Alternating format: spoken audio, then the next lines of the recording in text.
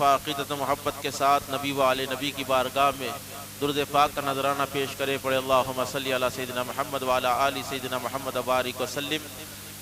الحمدللہ پچھلا جمعہ معراج مصطفیٰ کے متعلق آیت مبارکہ پر گفتگو ہوئی، اسی عنوان کو میں آگے لے جانے کی سعادت حاصل کر رہا ہوں، اور یہ ہمارا مقدر ہے، اللہ کی عطائیں ہم پر ہے کہ اللہ رب العزت نے مجھے اور آپ کو حضور نبی کریم محمد الرسول اللہ صلی اللہ علیہ وآلہ وسلم کی امت نے پیدا فرمایا ہے۔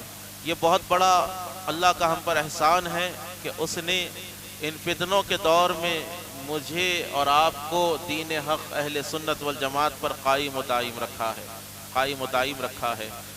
اللہ رب العزت نے ہر نبی کو اس نبی کی شان کے حساب سے معراج عطا فرمائی ہے، اور سید الانبیاء علیہ السلام کو وہ عروج عطا فرمایا ہے، وہ بلندیاں عطا فرمائی ہے کہ کائنات کا کوئی ذرہ، کائنات کی کوئی مخلوق اس مقام تک نہیں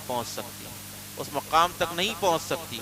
حضرت آدم سے لے کے حضرت عیسیٰ علیہ السلام تک جتنے انبیاء آئے، جتنے مرسلین آئے، سب کے پاس اللہ رب العزت نے سب کو علم یقین کی دولت عطا فرمائی تھی۔ تمام نبیوں کے پاس، تمام رسولوں کے پاس اللہ کی یکتائی پر، اللہ کی وحدت پر علم یقین تھا، معرفت الہی پر علم یقین تھا، اس کے ایک ہونے پر علم یقین تھا۔ تمام انبیاء، تمام مرسلین علم یقین رکھتے تھے۔ اللہ کے نبی علیہ السلام کو اللہ رب العزت نے عین الیقین کا معجزہ عطا فرمایا، عین الیقین کا شرف عطا فرمایا۔ عین الیقین اور علم یقین میں فرق کیا ہے؟ علم یقین یہ کہ اللہ ایک ہے، یہ پکا علم ہونا، کامل علم ہونا، اور عین الیقین کے معنی کیا ہے؟ اللہ کو اپنی آنکھوں سے دیکھنا، اللہ کو اپنی آنکھوں سے دیکھنا، یہ عین الیقین ہے۔ اللہ رب العزت نے ساری کائنات کو جس کے تصدق پیدا فرمایا، کیسے ہو سکتا ہے کہ اللہ اس ذات کو اپنا دیدار نہ کرائے؟ یہ ہمارا عقیدہ ہے، اور یہ قرآن مقدس کا اعلان ہے، احادیث مبارکہ سے ہم کو یہ پتہ چلتا ہے کہ اللہ کے حبیب صلی اللہ علیہ وآلہ وسلم نے بیداری کی حالت میں اپنے ماتھے کی آنکھوں سے اللہ کا دیدار فرمایا ہے۔ اور ایک چیز میں آپ کو بتاتا ہوا چلوں، اللہ تعالیٰ حضرت موسیٰ علیہ السلام کا سوال قرآن مقدس میں ارشاد فرما رہا ہے کہ حضرت موسیٰ علیہ السلام نے اللہ کی بارگاہ میں عرض کی تھی کہ مولا میں تجھے دیکھنا چاہتا ہوں، میں تیرا دیدار کرنا چاہتا ہوں۔ دیکھیے، ایک ہوتا ہے طالب، ایک ہوتا ہے مطلوب، ایک ہوتا ہے عاشق، ایک ہوتا ہے معشوق، ایک ہوتا ہے کلیم، ایک ہوتا ہے حبیب۔ کلیم وہ جو اللہ کے دیدار کی خواہش رکھے، حبیب وہ جس کو اللہ تعالیٰ خود بلا کر دیدار عطا فرمائے۔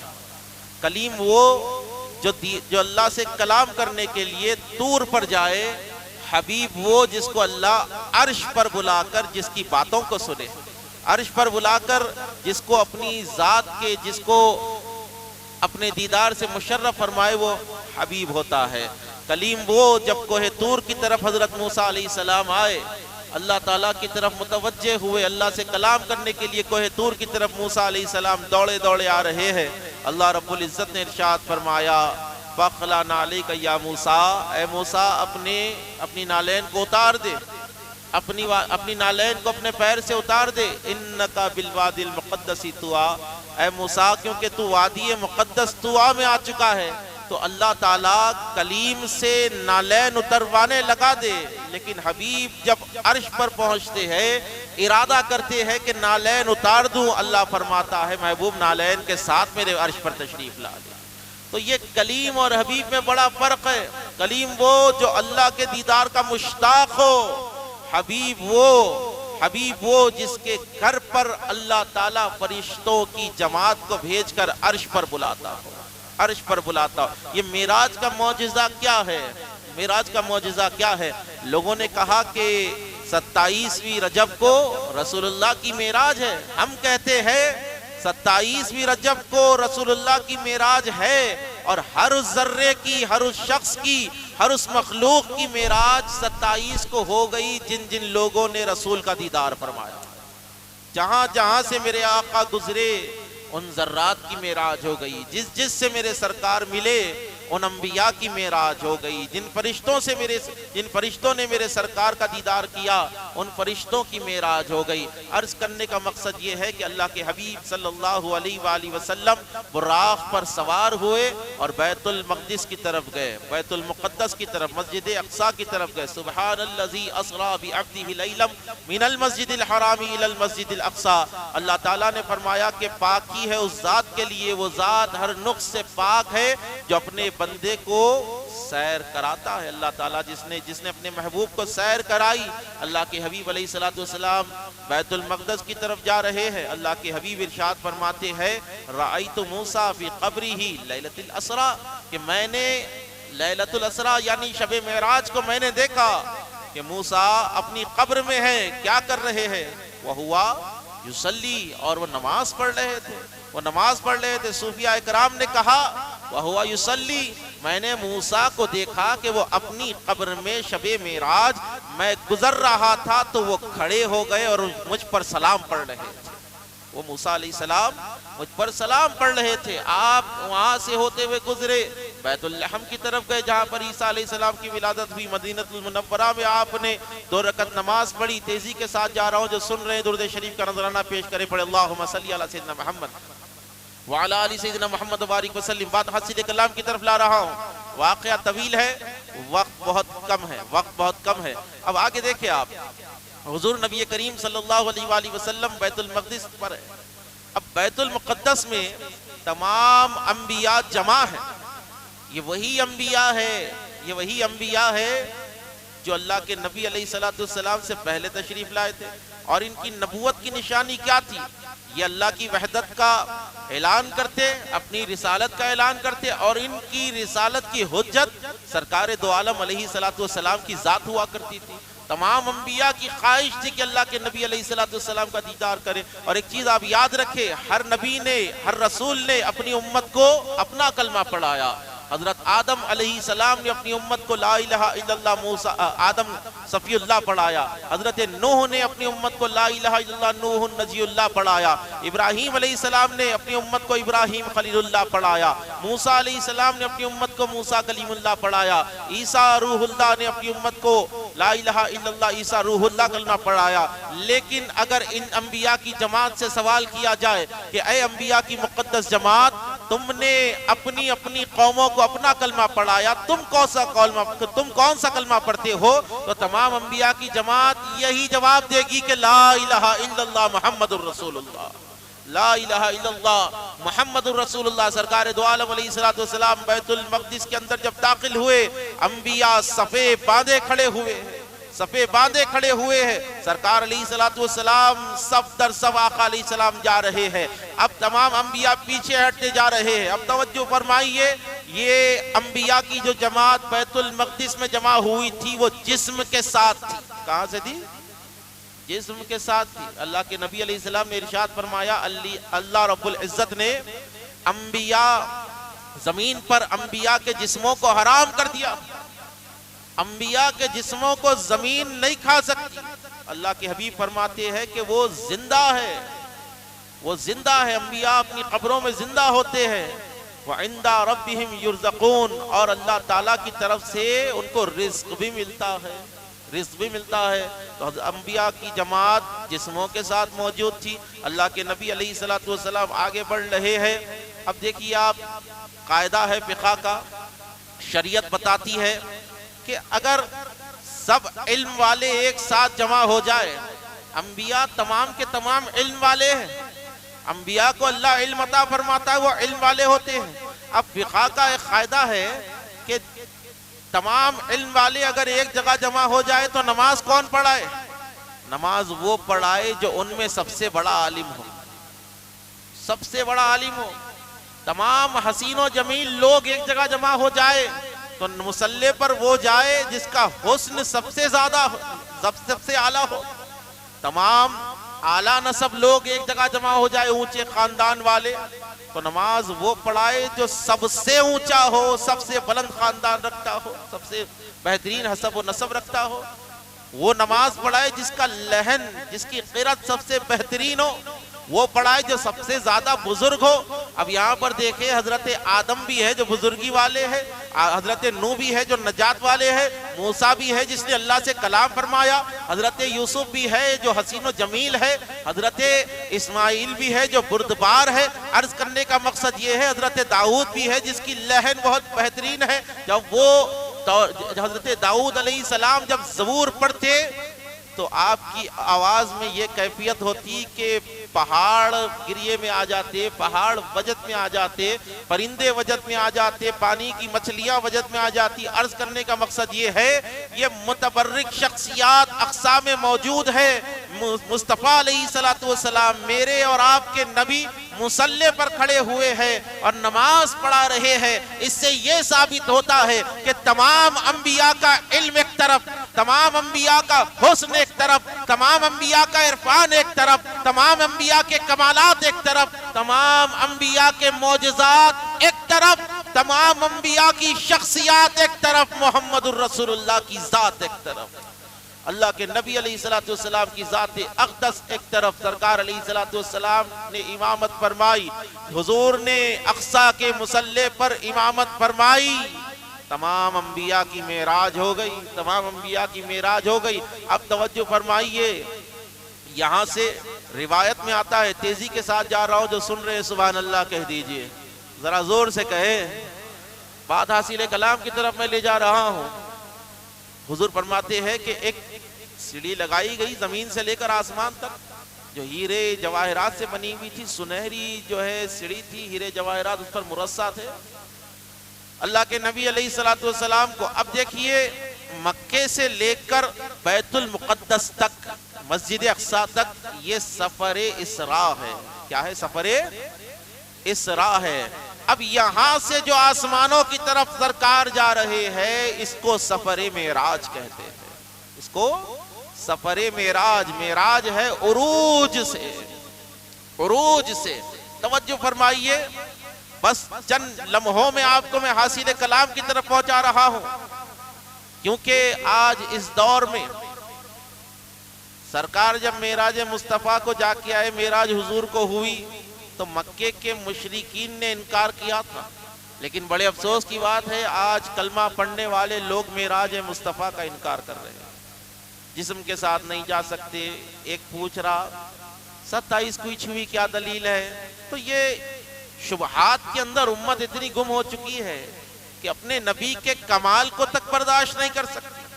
سینوں میں بغاوت کی آگ ایسی جل رہی ہے کہ جس کا کلمہ یہ پڑھ رہے ہیں یہ سید الانبیاء کے کمالات کو برداشت نہیں کر سکتے۔ بتائیے وہ غلام ہی کیا ہے؟ وہ غلامی کس کام کی کہ آپ اپنے نبی کے معجزے پر انگلی اٹھائے؟ وہ مسلمانی کس کام کی کہ آپ اپنے نبی علیہ السلام کے کمالات پر انگلی اٹھائے پھر کہے لا الہ الا اللہ محمد رسول اللہ؟ آپ کا ایمان تکمیل جب ہو سکتا ہے جب آپ رسول کو ویسے مانے جیسے رسول کو ماننے کا حق ہے، آپ سرکار کو ویسے مانے جیسے ماننے کا حق ہے۔ کیسے ماننا چاہیے؟ سبحان الذی اسرا، معراج پر رسول نہیں گئے بلکہ اللہ نے سیر فرمائی ہے، اللہ رب العزت نے حضور کی سیر کرائی ہے۔ جب معراج کے واقعے کا، قصہ معراج کا، معجزہ معراج کا تمام جو ہے اللہ رب العزت نے ذمہ لے لیا تو کسی میں کیسی جرت ہو سکتی ہے کہ سرکار لمحوں میں ہزاروں سال کی سیر نہیں کر سکتے؟ یہ وہی پروردگار ہے جس نے لفظ کن سے ساری کائنات کو پیدا فرمایا، یہ وہی پروردگار ہے، یہ وہی پروردگار ہے جس نے بغیر پلر کے آسمان کو کھڑا کر دیا، یہ وہی پروردگار ہے جس نے مردہ زمین کو بارش سے زندہ کیا، یہ وہی پروردگار ہے جس نے بیج کو پھاڑ کر اس میں سے درخت کو اگایا، یہ وہی پروردگار ہے جس نے بے جان زمین سے درخت کو اگا کر اس پر پھل و پھول لگا دیے، یہ وہی پروردگار ہے جو انسانوں کو پالتا ہے، یہ وہی پروردگار ہے جو بھوکا سلاتا تو ہے، بھوکا اٹھاتا تو ہے، بھوکا سلاتا نہیں ہے۔ تو سمجھیے آپ کہ جب آپ اللہ کی قدرت پر ایمان لائے تو معراج مصطفیٰ نبی کا معجزہ ہے اور خدا کی قدرت ہے۔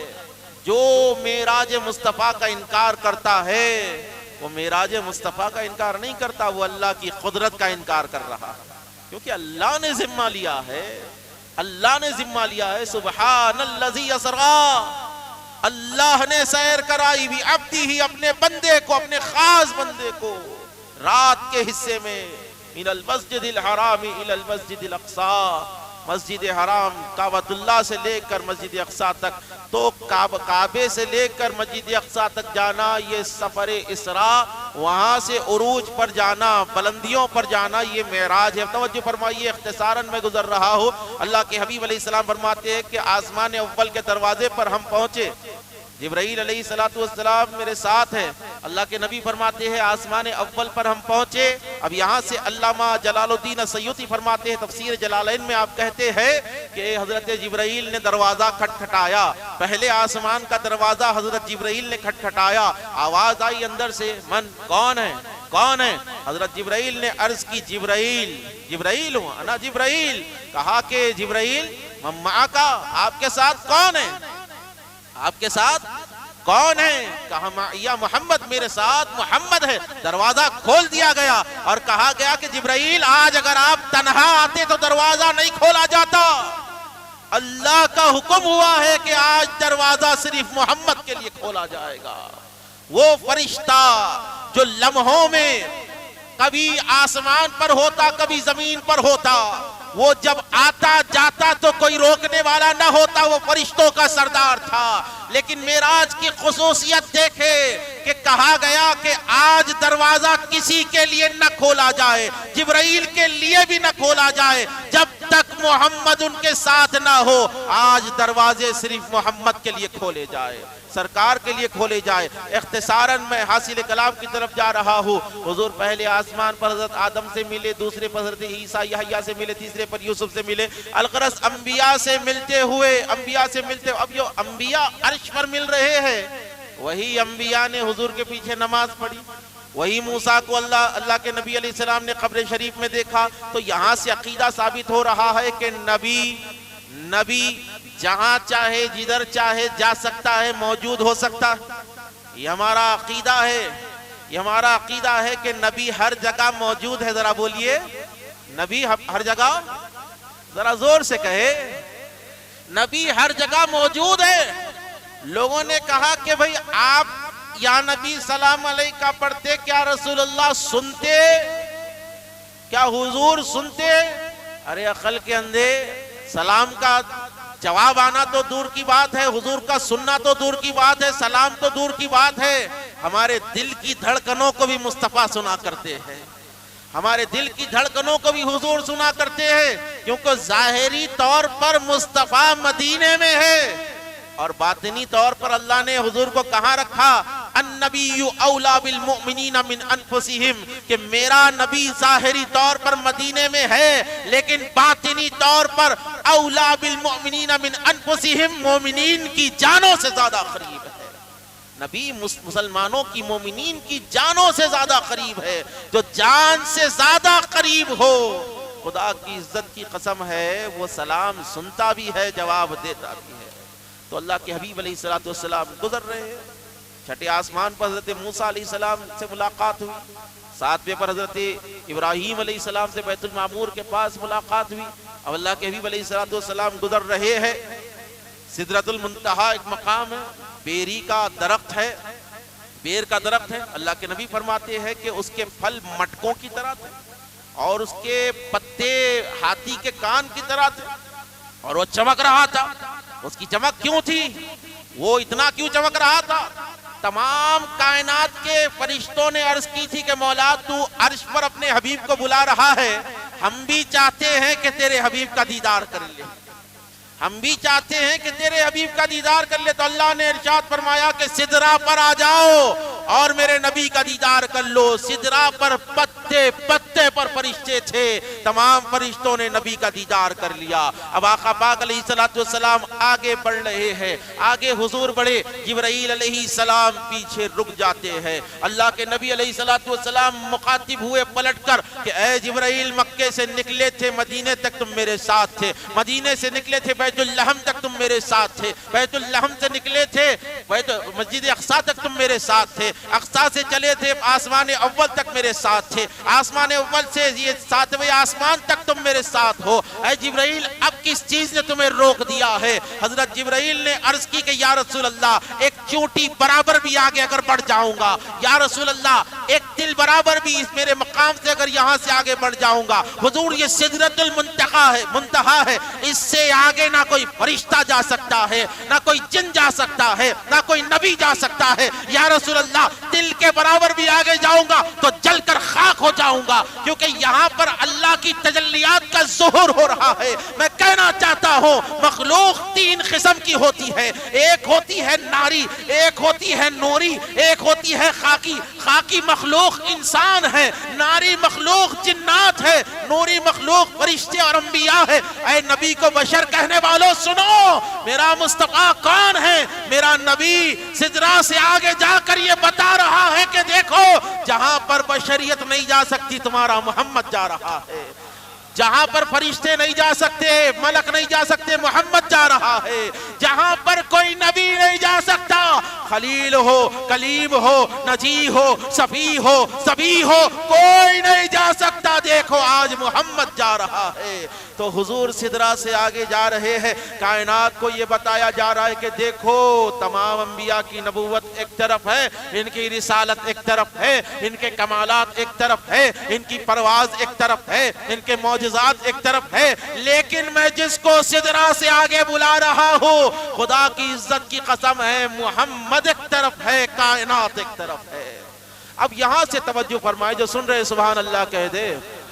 بعد حاصل کلام کی طرف اللہ کے نبی علیہ السلام نے پلٹ کر ارشاد فرمایا، جبرائیل، کوئی خواہش ہے تمہاری؟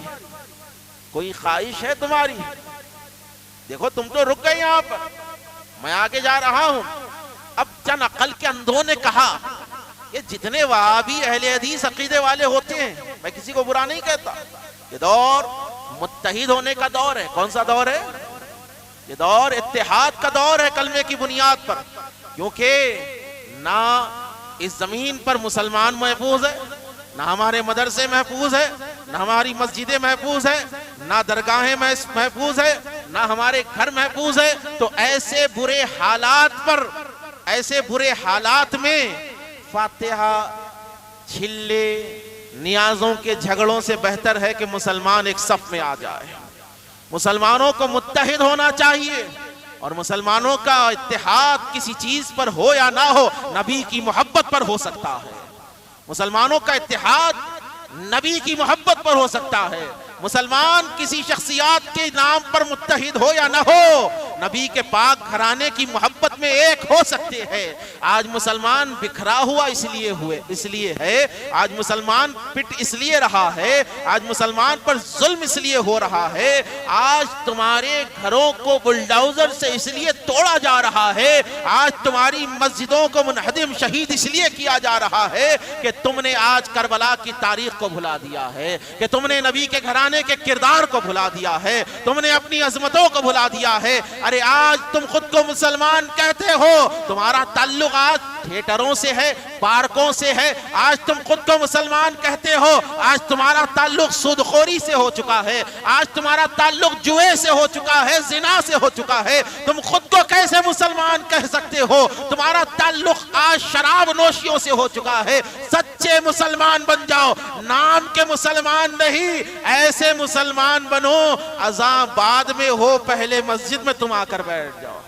اذان بعد میں ہو، مسجد میں تم آ جاؤ۔ فجر کی نماز میں آپ سو رہی، مؤذن اذان دے رہا، حی علی الصلاۃ حی علی الفلاح، نماز کی طرف آؤ، کامیابی کی طرف آؤ، اور وہی مؤذن بول رہا الصلاۃ خیر من النوم، نیند سے بہتر جو ہے نماز ہے، تیرے آدھے گھنٹے سونے سے بہتر ہے تو آ کر مسجد میں نماز پڑھ لیتا، تجھ پر اللہ کے رزق کے دروازے کھل جاتے، لیکن مسلمان ہے غفلت کی نیند میں سو رہا ہے، وہ مسلمان ہے دنیا کی محبت کی لالچ کی نیند میں سو رہا ہے۔ خدا کی عزت کی قسم ہے، کب تک سو گے، کب تک آرام کرو گے؟ الہاکم التکاثر، ہلاک کر دیا تم کو مال کی محبت نے، الہاکم التکاثر، ہلاک کر دیا تم کو دنیا کی محبت نے، الہاکم التکاثر، ہلاک کر دیا تم کو تمہارے بینک بیلنسوں نے، ہلاک کر دیا تم کو دنیا کی آلائشوں نے، آزمائشوں نے، حتی زرتم المقابر، یہاں تک کہ تم نے اپنی قبروں کی صورت دیکھ لی۔ ارے وہاں پر آنکھ کھولے گی جب لوگ منہ پر مٹی ڈال کر چلے جائیں گے، وہاں پر افسوس کرنے سے بہتر ہے، وہاں پر قبر میں افسوس کرنے سے بہتر ہے مسجدوں کو ابھی آباد کر دو، مسجدوں کو ابھی آباد کر دو، ایک دوسرے مسلمان میں اتحاد قائم کرو۔ دیکھو کوئی وہابی ہو سکتا ہے، کوئی اہل حدیث ہو سکتا ہے، کوئی شیعہ ہو سکتا ہے، کوئی دیوبندی ہو سکتا ہے، کوئی تبلیغی ہو سکتا ہے، کوئی جو ہے کون سے بھی عقیدے کا ہو سکتا ہے، یہ سب نہ دیکھو، یہ ہمارے اندر کے جھگڑے ہیں، یہ کبھی بھی سلجھ سکتے ہیں۔ ایک چیز ضرور دیکھو کہ یہ میرے نبی کا کلمہ پڑھ رہا ہے یا نہیں پڑھ رہا ہے، یہ چیز دیکھو کہ یہ اللہ کو ایک مان رہا ہے یا نہیں مان رہا ہے، کیونکہ آج ظلم جو تم پر ہو رہا ہے اسی لیے نہیں ہو رہا ہے کہ تم سنی ہو، اسی لیے نہیں ہو رہا ہے کہ تم وہابی ہو، تمہاری مسجدوں کو یہ سوچ کر نہیں گرایا جا رہا ہے کہ یہ شیعوں کی مسجد ہے، یہ وہابیوں کی مسجد ہے، یہ دیوبندیوں کی مسجد ہے، یہ اہل حدیث فاتحہ نہیں دلاتے ان کی مسجد ہے توڑ دو، نہیں۔ آج تمہاری مسجدوں کو، تمہارے محلوں کو، آج تمہاری درگاہوں کو، تمہارے مدرسوں کو، تمہاری پراپرٹیز کو ڈیمیج اس لیے کیا جا رہا ہے، شہید اس لیے کیا جا رہا ہے، تم پر ظلم اس لیے کیا جا رہا ہے کہ تم لا الہ الا اللہ محمد رسول اللہ پڑھنے والے ہو۔ آج کفر تم کو ایک سمجھ رہا ہے، لیکن افسوس تمہاری ایک صف میں 15 فرقے بیٹھے ہوئے ہیں۔ اللہ تعالیٰ نے جب تمہیں مسلمان بنایا تو اس دور کو غنیمت جانو، مسلمانوں میں اتحاد قائم کرو۔ نبی علیہ السلام بات حاصل کلام سرکار دو عالم صلی اللہ علیہ وآلہ وسلم کو معراج ہوئی، اللہ کے نبی علیہ السلام کو معراج ہوئی، سرکار علیہ السلام اللہ کے جلووں سے سرفراز ہو رہے، حضور اللہ کے جلووں سے سرفراز ہو رہے ہیں۔ دیکھو جب کوئی آدمی زیادہ خوش ہوتا ہے تو سب بھول جاتا ہے۔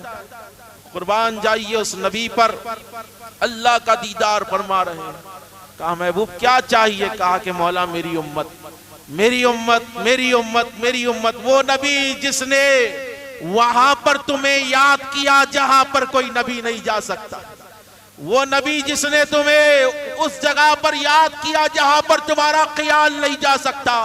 مسلمانوں یہ محبتوں کا عروج ہے، یہ معراج صرف مصطفیٰ کی معراج نہیں ہے، معراج میں ثم دنا فتدلی فکان قاب قوسین او ادنی کے مقام پر، لامکہ کی سرزمین پر اللہ کے نبی نے ہم تم جیسے گناہگاروں کو یاد کر کر اللہ کی بارگاہ میں یہی بتا دیا کہ مولا تو نے جیسے مجھے معراج عطا فرمائی ہے، میرے صدقے میں میری امت کو بھی عروج عطا فرما۔ وہ نبی جس نے ہر جگہ تمہیں یاد کیا ہے، تم اس نبی کے لیے کیا کر رہے ہو؟ تم اس نبی کی امت کے ساتھ کیا کر رہے ہو؟ ہاں تم عالم ہوں گے، ہاں تم مفتی ہوں گے، ہاں تم محدث ہوں گے، ہاں تم فقیہ ہوں گے، لیکن تمہارا کام کیا ہے؟ ایک مفتی کا کام فتنوں کے دور میں فتنے بڑھانا نہیں، فتنوں کو دبانا ہے۔ ایک عالم کا کام فتنوں کو اچھالنا نہیں بلکہ لوگوں کے دلوں سے فتنوں کو ختم کرنا ہے۔ آج علماء کیا کر رہے ہیں؟ آج مسلمانوں کے ساتھ کتنے ظلم ہو رہے ہیں، اور ہمارے علماء کس کا عرس کرنا ہے کس کا نہیں کرنا ہے بڑے بڑے جلسے کر کے یہ بتا رہے ہیں۔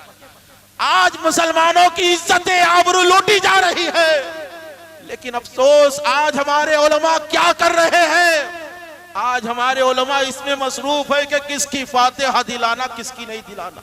افسوس کی بات ہے، بولتے نا گھر کو آگ لگ گئی گھر کے چراغ سے، تو یہ شاید جبے پہنے ہوئے لوگ ہمارے دین کو غارت کر رہے ہیں۔ کیا ہی بہتر ہوتا کہ آج مسجدوں سے اتحاد کی بات ہوتی۔ آج نوجوانوں کو طہارت کے مسئلے نہیں معلوم ہے، آج ہماری بچیاں مرتد ہو رہی ہے، دین کو چھوڑ کر جا رہی۔ کس لیے؟ باپ غریب ہے، آٹو چلاتا ہے، رکشہ چلاتا ہے، کرانہ سٹور پر کام کرتا ہے، تھیلے اٹھاتا ہے، جی وہ کہاں سے جہیز لا کر دے گا؟ وہ کہاں سے جوڑے کی رقم لا کر دے گا؟ مسلمان نوجوان تو بغیر کار کے شادی نہیں کر رہا، بغیر جوڑے کی رقم کے شادی نہیں کر رہا۔ بڑا فنکشن ہال ہونا، معیاری کھانا ہونا، جی 10-15 تولے سونا ہونا، پھر ذاتی گھر ہونا، ارے یہ خیراتی دولے کو لانے سے بہتر کیا ہے؟ جو بچیاں اپنے ماں باپ سے محبت کرتی وہ دین کو چھوڑ کر بھاگ رہی ہے۔ یہ بچیاں جو آج اسلام کو چھوڑ رہی ہے میدان محشر میں، اللہ اگر ان سے سوال کر لے، اے میری قوم کے نوجوانوں سدھر جاؤ، اللہ جب ان سے اگر سوال کرے گا کہ اے میرے محبوب کی امت کی بچیوں تم نے دین کو کیوں چھوڑا؟ توجہ فرمائی، اگر وہ بچیوں نے کہا مولا یہ امت کے نوجوان مسلمان بچے ہم سے کار مانگ رہے تھے، جوڑے کی رقم مانگ رہے تھے، سونا مانگ رہے تھے، فلیٹ مانگ رہے تھے، بڑے بڑے فنکشن ہالز میں شادیوں کی جو ہے ہمارے سے مطالبہ کر رہے تھے، مولا ہمارے ماں باپ کے پاس اتنا نہیں تھا، ہمارے ماں باپ کے پاس اتنی دولت نہیں تھی، اس لیے ہم نے دین کو چھوڑ دیا۔ بتائیے جب آپ کس منہ سے جنت میں جائیں گے؟ کون سے اعمال تم کو جنت دیں گے؟ اللہ کے غضب سے بچو، اللہ کے غضب سے ڈرو، کیونکہ جب اس کا غضب نازل ہوتا ہے نا وہ نہیں دیکھتا کون کیا ہے، وہ نہیں دیکھتا۔ تو بات مختصر یہ ہے، یہ دور متحد ہونے کا ہے، یہ دور جو ہے ایک دوسرے کا ہاتھ تھامنے کا ہے، اور یہ اتحاد جو ہے ڈائریکٹلی نہیں آتا، پوری دنیا میں اتحاد قائم نہیں ہوتا۔